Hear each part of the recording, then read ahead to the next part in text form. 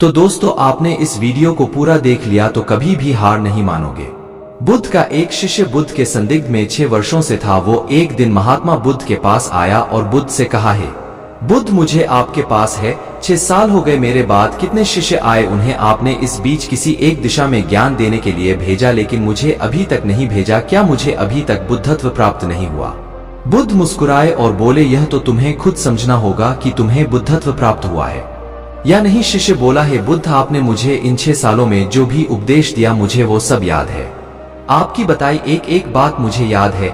आप मुझसे भी पूछ सकते हैं, मैं आपको हर उत्तर देने के लिए सक्षम हूँ। आप मुझे एक मौका तो दे ताकि मैं किसी भी दिशा में जाकर लोगों को आपके ज्ञान के बारे में भी बता सकूं। बुद्ध ने कहा, ज्ञान की बातों को याद रखने से कुछ नहीं होता जब तक आप उसे अपने आचरण में ना लाओ। जब तक आप किसी भी चीज को अपने आचरण में नहीं लाओगे तब तक आप दूसरों को नहीं कह सकते कि वो उसे अपने आचरण में लेकर आए। शिष्य ने कहा, जो भी हो कृपया आप मुझे एक मौका दे। आप मुझ पर भरोसा रखें, मैं सभी को अपने ज्ञान से प्रभावित कर सकता हूँ। मैं लोगों को ऐसी बातें बता सकता हूँ जिससे उनके जीवन में शांति आएगी और वो शांतिपूर्ण अपना जीवन जी सकेंगे। बुद्ध ने कहा, अभी तुम तैयार नहीं हो।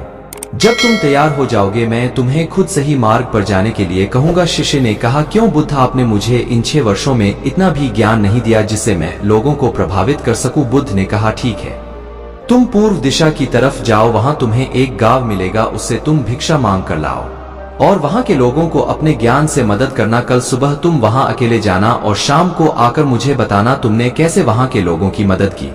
वह शिष्य ये सब सुनकर बेहद खुश हो गया और बुद्ध का आशीर्वाद लेकर चला गया और वह रात भर ज्ञान समेटता रहा और मन ही मन सोच रहा था कि मैं कल ऐसे ज्ञान की छाप छोड़ूंगा कि वहां के लोगों के साथ बुद्ध भी मुझसे प्रभावित हो जाएंगे। सुबह उठकर वो महात्मा बुद्ध को प्रणाम करने गया। उन्हें प्रणाम कर वह पूर्व की तरफ निकल गया। शाम को जब वह वापस आया तो बुद्ध ने देखा कि उस शिष्य के माथे पर चोट लगी है और खून बह रहा है। बुद्ध ने उसे पट्टी की और पूछा, तुम्हें यह चोट कैसे लगी? शिष्य ने कहा कि बुद्धि, वहां के लोग बेहद दुष्ट हैं, उन्हें जरा भी बुद्धि नहीं है। मैं उस गांव में भिक्षा लेने गया पर किसी ने मुझे भिक्षा नहीं दी, सब मुझे गालियां दे रहे थे। एक व्यक्ति ने तो मुझे भी भिक्षा तो दी लेकिन नीचे फेंक कर और कहा, इसे उठा लो। मैंने उन्हें काफी समझाया लेकिन वह मेरी बात सुनने को तैयार ही नहीं थे। उल्टा उन्होंने मेरे साथ हाथापाई की जिससे मुझे चोट लग गई है। बुद्ध, आप मुझे दूसरी जगह भेजें जहां के लोगों में बुद्धि हो, इस तरह ना हो। बुद्ध उसकी बात सुनकर मुस्कुराए और बोले कि अगर तुम्हें दूसरे गांव में भी ऐसे ही लोग मिले तब तुम क्या करोगे? शिष्य ने कहा, है बुद्ध, ऐसे लोगों को कोई ज्ञान नहीं दे सकता, वह लोग अज्ञानी है, उन्हें कौन समझाए? बुद्ध ने कहा, वह लोग अज्ञानी नहीं बल्कि ज्ञानी है, उनके पास बहुत बुद्धि है परंतु उनके पास खुद का ज्ञान है। अब अगर तुम किसी दूसरे के ज्ञान को चोट पहुंचाओगे तो वह कुछ तो कहेंगे ही। तुम्हें ऐसे लोग हर जगह मिलेंगे, तब तुम अपना ज्ञान उन्हें कैसे दोगे? बुद्ध ने शिष्य को कहा कि आज तुम आराम करो, कल शाम को मेरे पास आना। शिष्य बुद्ध को प्रणाम करके चला गया। अगली शाम जब वह वापस बुद्ध के पास आया तब वहां एक और बुद्ध का शिष्य मौजूद था। उनके हाथ में चोट लगी हुई थी। बुद्ध ने उस शिष्य के हाथ पर चोट देख उस पर पट्टी की और उस शिष्य से पूछा कि तुम्हें यह चोट कैसे लगी? शिष्य ने कहा, है बुद्ध, आपने पूर्व के एक गांव में मुझे जाने के लिए कहा था, वही मुझे यह चोट लगी। बुद्ध ने कहा, वहां तुम्हारे साथ क्या क्या हुआ, तुम मुझे बताओ। शिष्य ने कहा, है बुद्ध, वहां पर मैंने सबसे भिक्षा मांगी लेकिन किसी ने मुझे भिक्षा नहीं दी। एक व्यक्ति जिसने भिक्षा दी थी उसने भी वह मुझे जमीन पर फेंक कर दी और कहा, उसे उठा लो। मैंने चुपचाप उसे उठाकर अपने पात्र में रख लिया और उसे कल्याण का आशीर्वाद दिया। तब उस व्यक्ति ने मुझसे कहा, आप बड़े ही अजीब व्यक्ति हो, मैं आपका अपमान कर रहा हूं और आप मुझे आशीर्वाद दे रहे हैं। मैंने उनसे कहा कि आप धनी हैं, आपने मुझे दान दिया है इसलिए मैं आपको आशीर्वाद दे रहा हूं। फिर वहां से मैं आगे गया तो कुछ लोगों ने मुझे वहां से जाने के लिए कहा। उन्होंने मुझे कुछ अपशब्द कहे और मुझ पर कुछ पत्थर फेंके जिससे मुझे चोट लग गई। जब मैं वापस आ रहा था तब मैंने एक माँ को रोते हुए देखा, वह अपने बीमार बच्चे को लेकर चिंतित थी। मैं तुरंत जंगल से जाकर उसके लिए जड़ी बूटी ले आया लेकिन वहाँ के लोग मुझे जड़ी बूटी देने नहीं दे रहे थे। फिर मैंने उनसे विनती की कि वह मुझे उस बच्चे का इलाज करने दें, उसके बाद वो जैसा कहेंगे मैं ठीक वैसा ही करूँगा। फिर जिस व्यक्ति ने मुझे भिक्षा दी थी उसने गाँव वालों को समझाया, तब उन्होंने मुझे उस बच्चे को जड़ी बूटी लगाने दी। उसके बाद वह बच्चा ठीक हो गया। फिर गांव वालों ने मुझसे अपने किए गए अभद्र व्यवहार के लिए क्षमा मांगी और मुझे धन्यवाद कहा। फिर मैं वहां से वापस आ गया।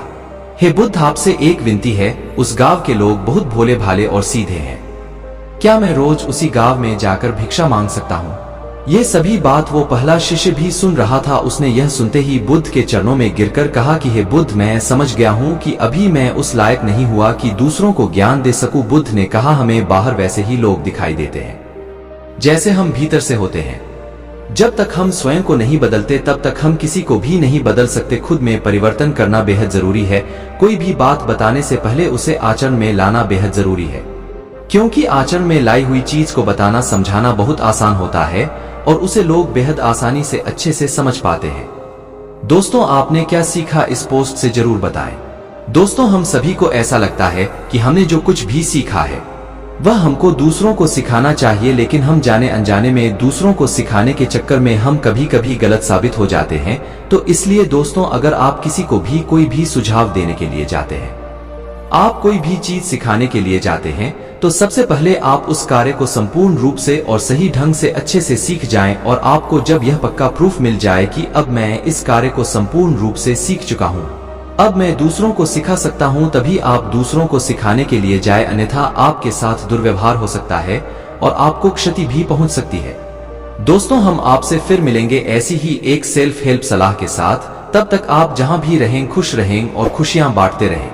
और आपके चैनल सुपर इंस्पायर्ड को सब्सक्राइब करना ना भूलें। हमें अपना बहुमूल्य समय देने के लिए हार्दिक धन्यवाद।